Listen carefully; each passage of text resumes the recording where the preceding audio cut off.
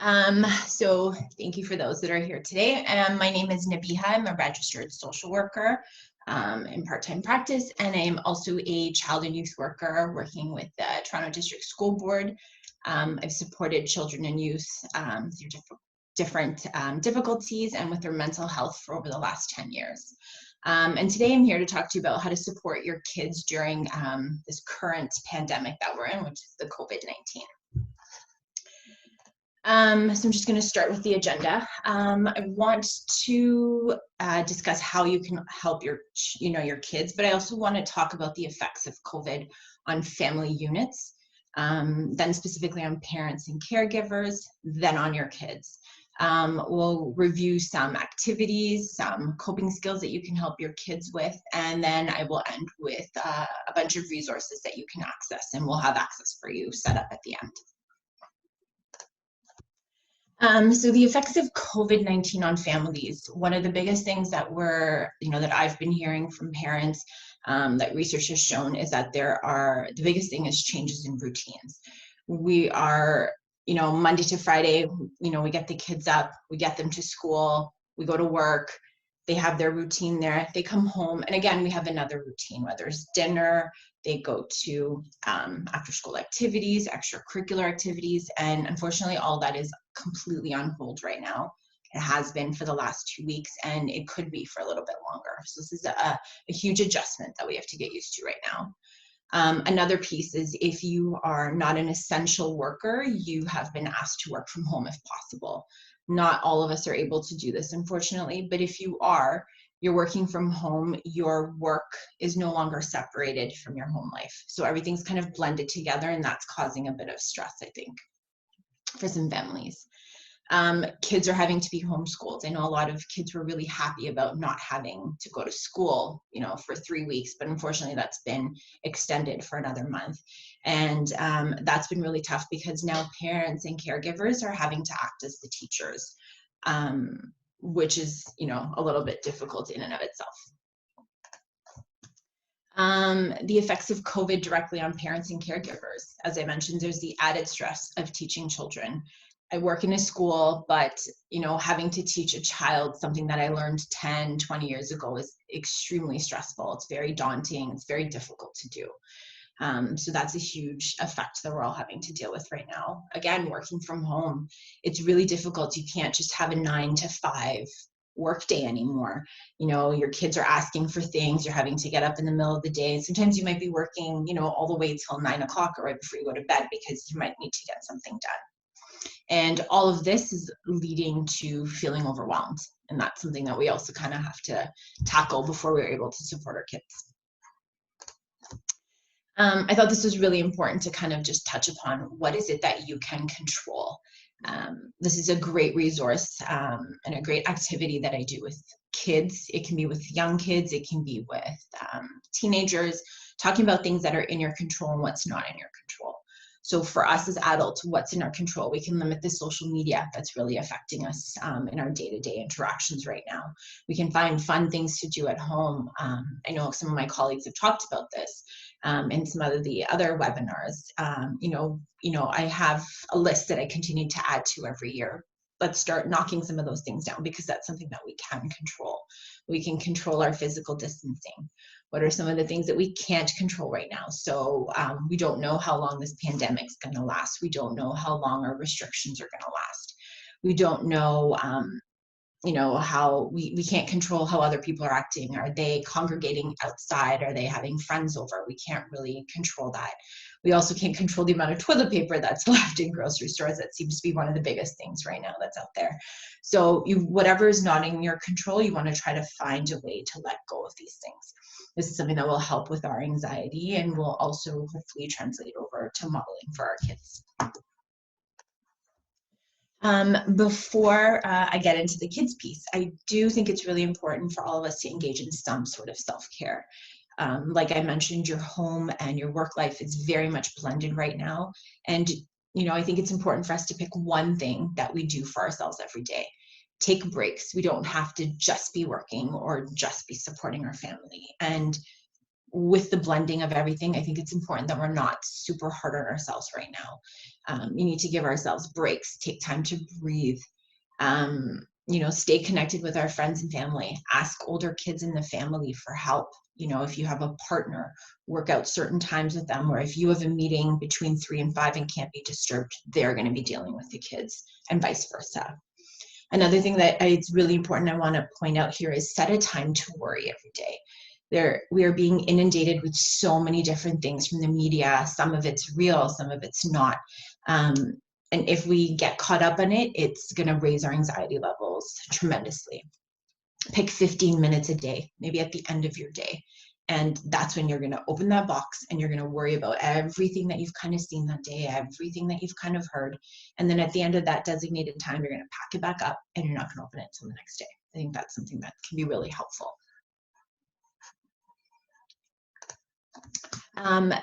I found this great video. I'm not sure if you've seen it. It's a voiceover of Justin Trudeau. He has, I guess there's mixed messages about how he's been leading, but he has been talking to kids. And I think this is a great video to show your kids. It's something that, you might even enjoy watching.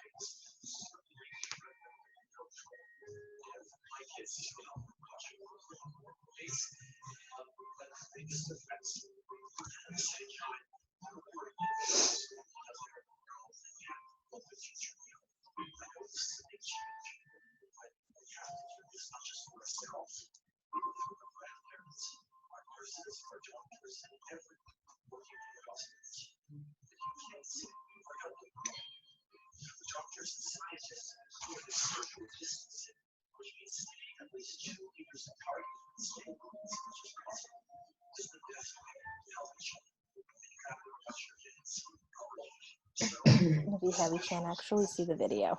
Oh, really? Can you see it now? No.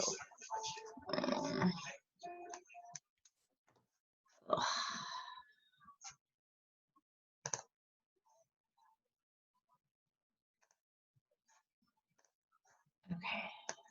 Can you see it now? Yes. Okay. Sorry about that.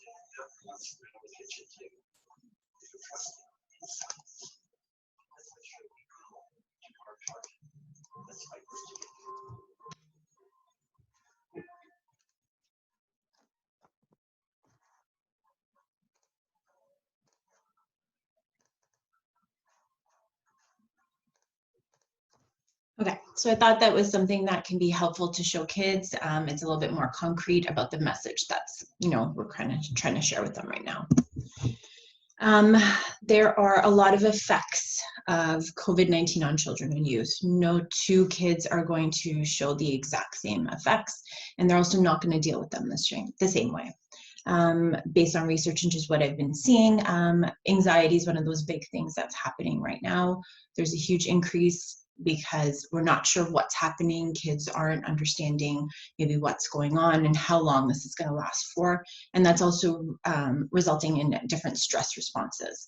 So if in the past they were able to kind of get through something, take space when something was happening, now they may be acting out a bit more. So we're going to see a lot more change, a lot more of the changes in their behavior.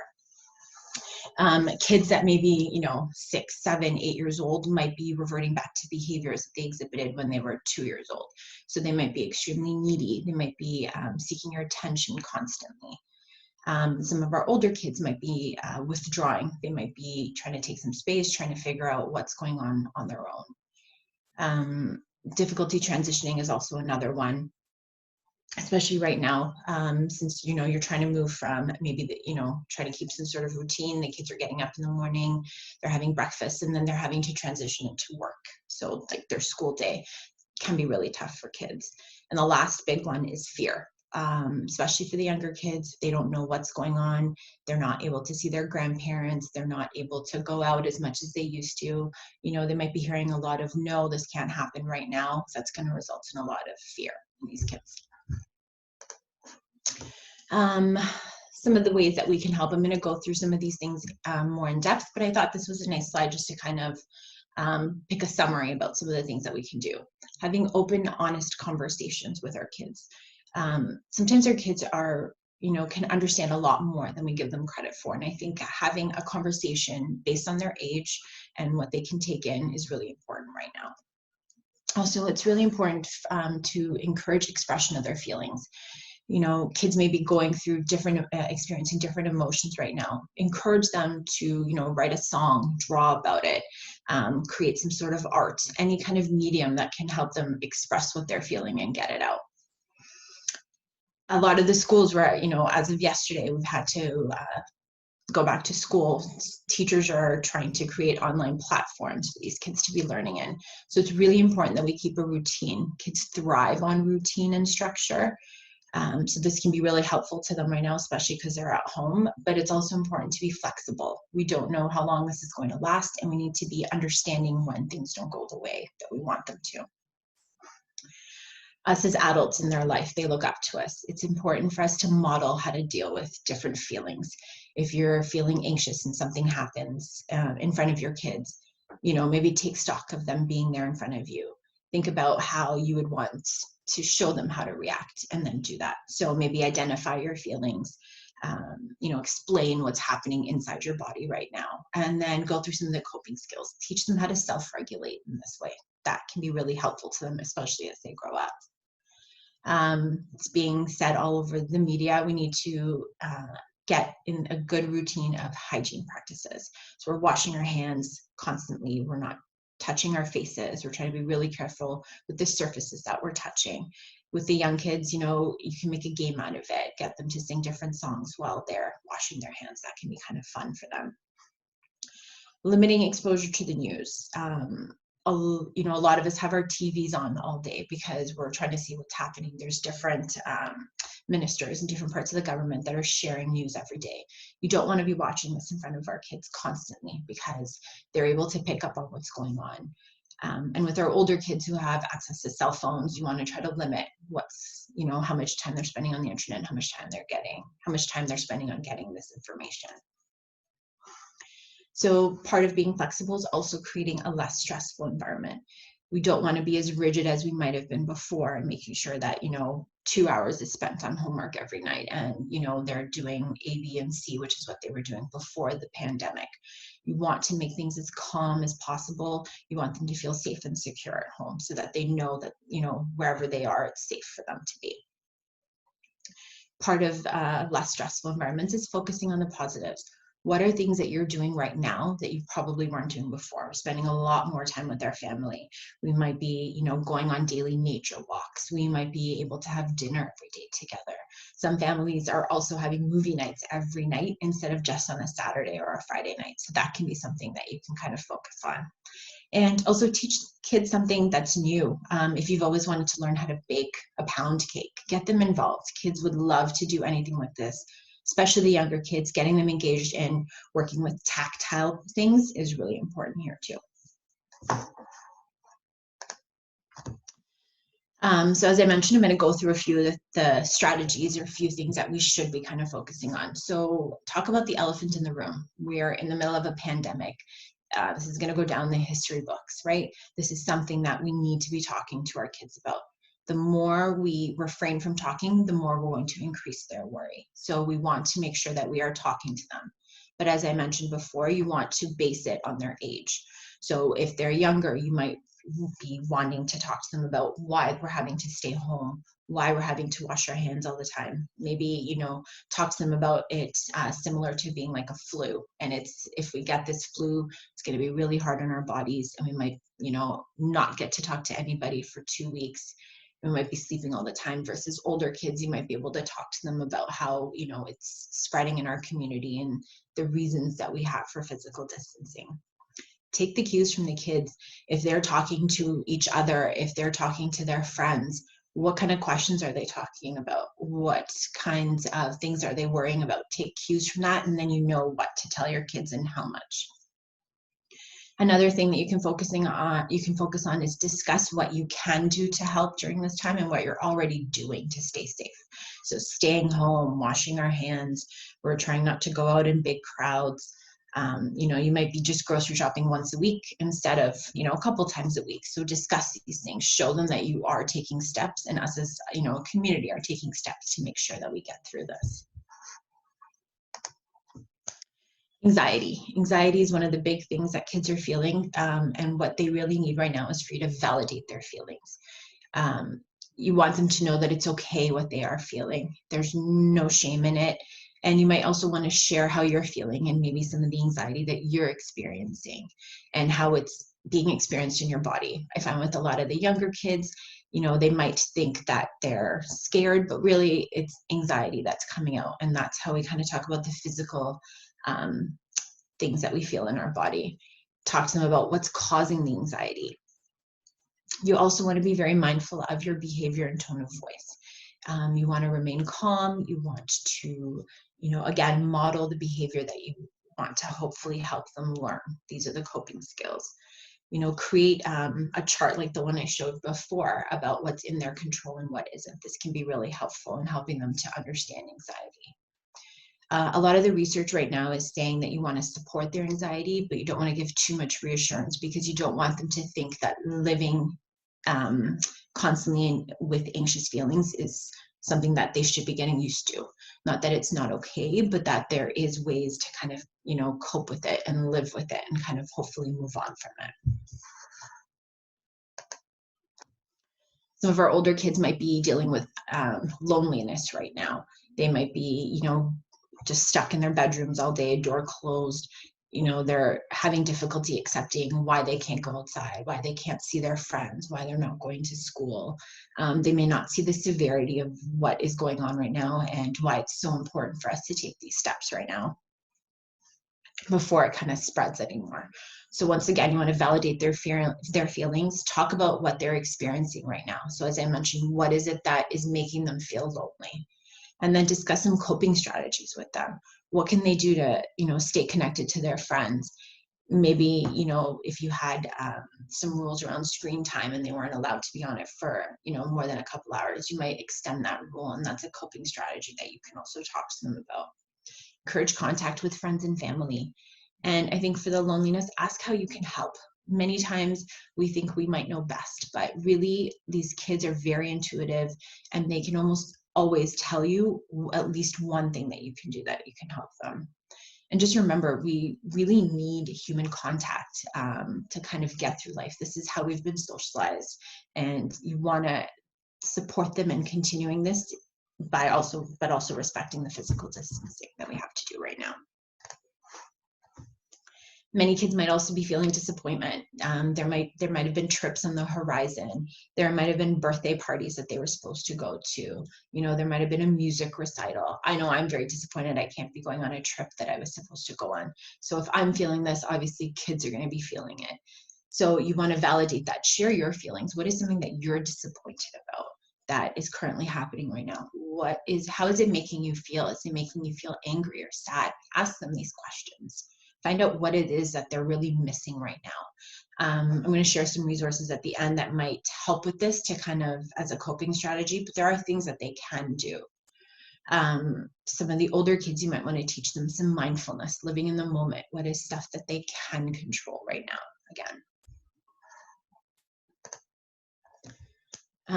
some young kids, also some older kids, might be very angry and it might lead to outbursts. This is the time where we really need to be extra understanding of what they're going through. Remaining calm, again, using a calm voice. A lot of times when kids are angry, giving them space to calm down. I've been able to do this with kids as young as like 3, 4, 5, and then all the way up to high school. Give them that space. Tell them that you're there to talk to them about it, but you're going to give them time to calm down and let them come to you after. Have an open conversation with them. Ask them how you can help. Maybe there is something that you can help them to do. For younger kids, if it's creating something that they can scribble all over because it's the pandemic and it's the COVID, or it's punching a pillow, anything that's safe but that can get out their their angry feelings is what we want to get to right now. Fear is one of the other really big things right now. Again, validate their feelings, discuss openly. What is it that they're scared of right now? They might be hearing on the news that like our seniors, our grandparents are the ones that we need to stay away from. They might think that if they ever see them again, that they might die. This is something that's really real, and a lot of kids don't know how to deal with these emotions. So you want to be able to provide them with that comfort and that security. What is something that you can do for them that's in the home, that is something that makes them feel good? Is it having, an all-day movie marathon? Is it, eating junk food? Something that will provide them with that security. And then once again, you want to provide them with that predictability and stability, that they're, no matter what, you are there for them. They have that family, they have that support. Maybe they can reach out to their grandparents if that's what they're scared of. Talk to them about these things. Ask how you can help. And, maybe come up with some of these problem-solving strategies together. I'm going to go through 4 coping strategies that I think are really important as we kind of get through this pandemic, which is prevention, reducing symptoms, problem solving, and then how to adapt. So if we are looking at prevention, you want to teach kids what are some things that we can do to prevent any of these effects. So you want to make sure that they're sleeping well, they're getting a lot of sleep, they're getting good quality sleep. You want them to be engaging in healthy eating. So I know we all, especially me, I know that when things are stressful, I have a lot of anxiety, I might eat junk food. These are the times that you want to ensure that the kids are eating really healthy, and you also want to model that behavior. Get them to exercise, get them to get out their energy, their frustration, their fear. Go for a run, make it a competition. See what you can do to also engage in that with them. Make sure that they're staying in touch with other people, staying in touch with their friends. Maybe you can contact some of their friends' parents and you guys can create like a Zoom session for all of them to kind of have a conversation, maybe play some video games together, do something that reminds them of what they used to do before. This is the time where we can also engage in some relaxing behaviors. If a kid just wants to lie on the couch all day and maybe watch some movies, maybe be flexible in giving them that time to relax. You also want to, stress that hygiene habits are really important right now. This is how we can prevent the spread. And again, like I mentioned, you can maybe make this a game. And also to help prevent the different feelings that are coming up from, maybe exploding. Again, open communication is really important here too. To help reduce symptoms, you want to provide them some space. So sometimes kids just need that space before they're able to come in and talk to you. So that is when you can go in and check in. You can respect, how they're feeling, validate how they're feeling, but see if you can come up with some ways to kind of manage their feelings at the moment. You want to limit their exposure to the media. And then again, once again, encourage contact with friends. Problem solving. A lot of the issues that the kids might be experiencing right now might have been similar issues that they've, had in the past, or something that they might have in the future. It's a great learning opportunity to work through some of the potential problems and then come up with some solutions or alternatives that they can do. So, if they're feeling isolated, connecting with friends, if they're having school issues, probably not going to be the first time, maybe reaching out to their teacher. There's also, social workers or child and youth workers at the schools that are available to help the kids get through these things. And then helping kids adapt to kind of what we're dealing with right now.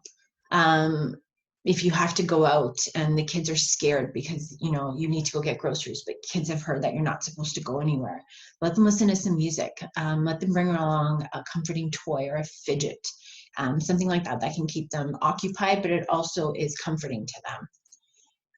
You can also invite the children to help with something that's going on. A lot of kids are really knowledgeable in technology these days because we're living in a very virtual time. Have them, help you in something that maybe you don't even need help in, but it's something to help get them involved, maybe distract them for a bit, get them to help make dinner, bake a snack, something that maybe you can go and drop off to neighbors. And then again, you want them to express their feelings in creative ways, creating a dance, maybe something you can do with them, any way that they can express their feelings. So I'm just going to review some of the activities that you can do with kids depending on how old they are. Belly breathing, when kids are, very fearful of what's going on, or they are having anxiety. Sometimes taking the time to close their eyes, take a beat, and just work on belly breathing. So if everybody sits up straight, maybe you can do it with them. Place their hand on the stomach, and as you take a deep breath in through the nose, their bellies are going to expand. Let them feel that. And then when they breathe back out, the belly goes back into a resting position. Stuart Shanker, who is the self-regulation guru, also came up with lazy 8 breathing and star breathing. You can find these on the internet. They're great resources. You would just print this out and have the kids follow along. So you would get them to breathe in and hold it, and then breathe out and hold it again. Same goes for here, and all of these resources can be found on the internet. I will have the links up after as well. Visuals help with really young kids, especially when they're going through anxiety. Having something concrete in front of them is easier for them to follow than, listening to your voice and listening to what you're telling them to do. Identifying emotions is another great time, another great learning opportunity, but also a great social emotional tool. You can play charades as a family, generate a bunch of feelings, write them down on separate pieces of paper, and then everyone can take turns acting out their feelings. Another one is feelings Jenga. I play this with a lot of the kids that I've worked with. Even teenagers love this.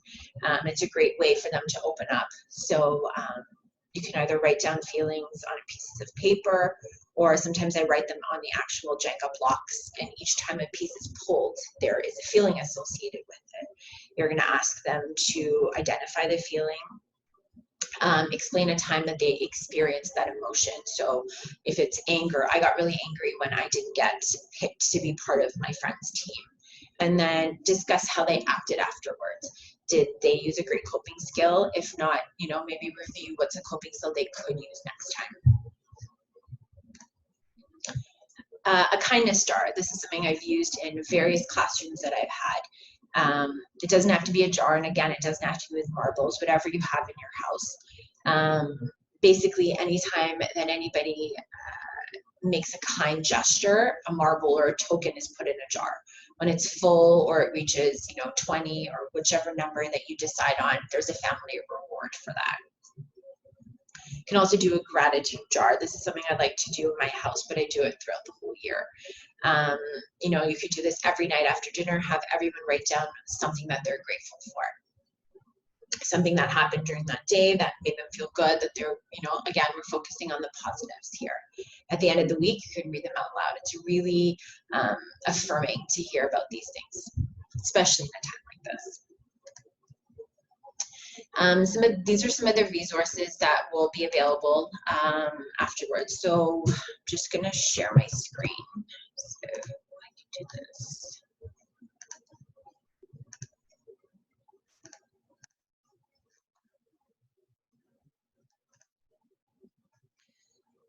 So for some of the kids that need fine motor skills support, there is a great website that has thousands of different things, and they go down from preschool to grade 5 to help them with their fine motor skills, something to help them draw. And again, this can be really cathartic for them, coloring, and it's also educational in that sense as well.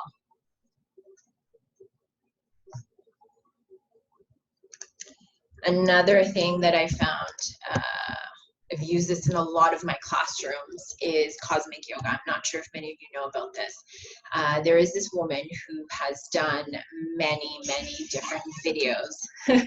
She's very bubbly, very enthusiastic, and there's different yoga videos that you can have. Some of them are as little as 2 minutes, some of them go on for 10, 20 minutes, and they're all different themes. So there's a Harry Potter theme, there's banana themes. There's so many different themes that the kids can really enjoy themselves. There's Frozen. There's so many that they can use here.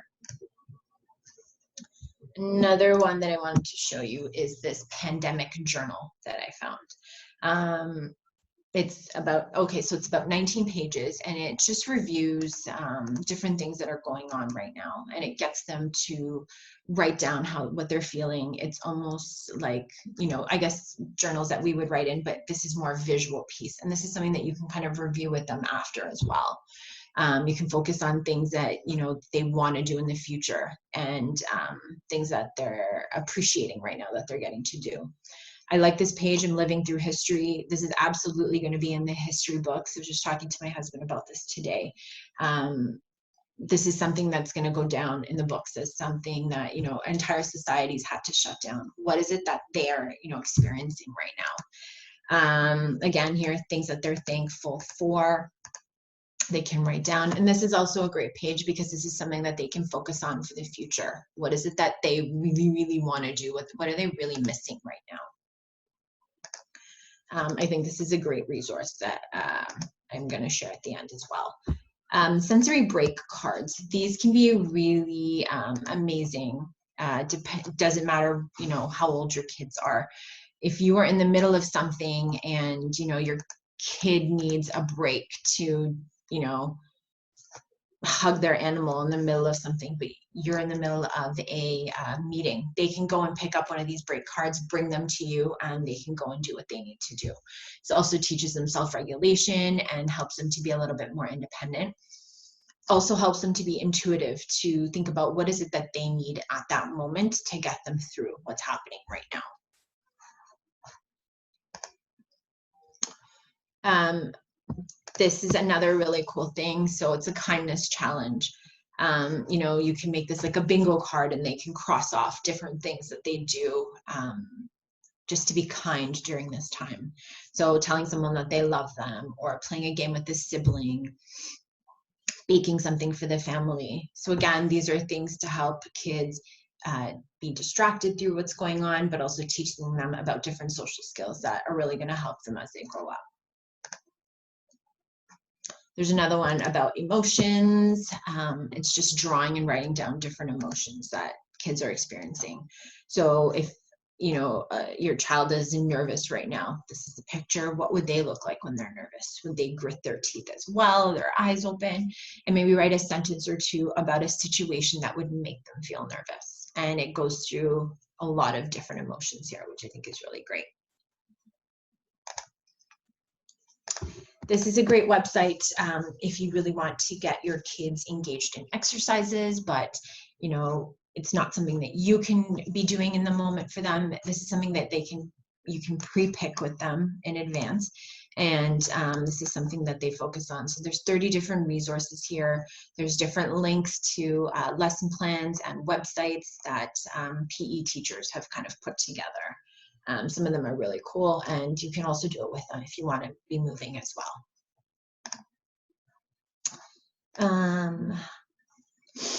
This, I don't know about you, but I find coloring really cathartic, especially when I'm feeling anxious.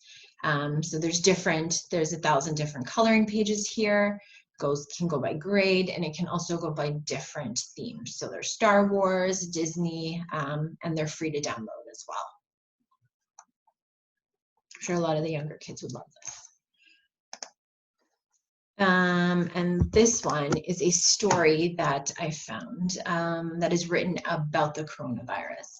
So it's a story that, you know, can explain to kids what's going on, what is changing out in the world, how it maybe came to be, and then reviews with them some of the things that they can do to kind of cope with it. And it gets them involved because they can write some things, draw some of their feelings in here as well. And then it goes through some of the superpowers that the oyster has, and, you know, maybe some of the things that they can also adapt to with their superpower. So as I mentioned before, some of our kids are going to be feeling a lot of disappointment, anger, sadness about missing things. Skyzone has a great resource here where they tend to, you know, host birthday parties. So right now, you can, you know, invite some of your kids' friends and they can have a virtual birthday party. This is free right now, where the team will provide your kids and their friends with about 15 to 20 minutes of games. So this is something that they can do with their friends as a way that they're not completely missing out on a birthday party maybe that was planned and that had to be canceled. You can also do a Netflix party. I'm not sure if you've heard of this, but instead of having people over to watch a movie, you can be watching movies at the same time in your own home. Still a way for them to connect, and once again, this is also free to use. Many of us, you know, maybe some kids, you had a plan to go to Disney World or to visit another city around the world.